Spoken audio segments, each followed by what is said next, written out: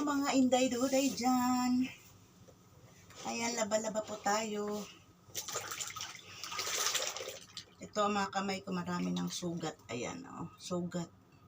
Kasi hindi naman lahat ng damit ay kailangan nating daan sa machine. Kailangan kamayin din yung iba.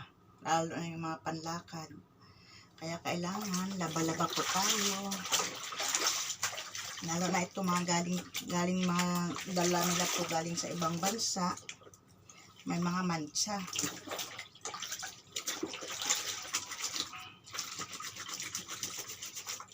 Ito po ang buhay namin dito.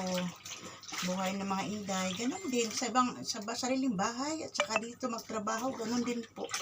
Kaya yung mga nanay dyan na nakatambay lang, nagmamarites lang, magtrabaho na kayo dito. Punta na kayo dito sa ibang bansa.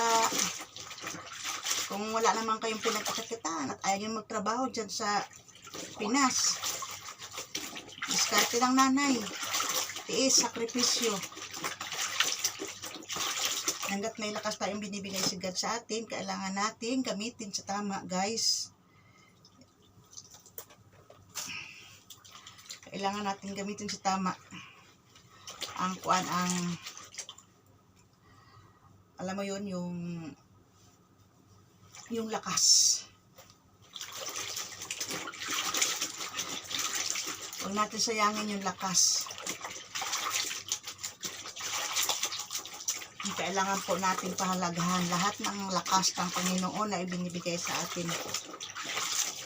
Kaya tayo po ay dapat magpasalamat. Hindi po pala natin dapat sayangin ang mga buhay na ibinibigay sa atin, ang mga kalakasan. Dapat po ito ay ating ipagpasalamat dahil mapalad tayo sa lahat. Mapalad. Mga problema, kaya yan. Ang problema po ay kayang-kaya natin lusutan.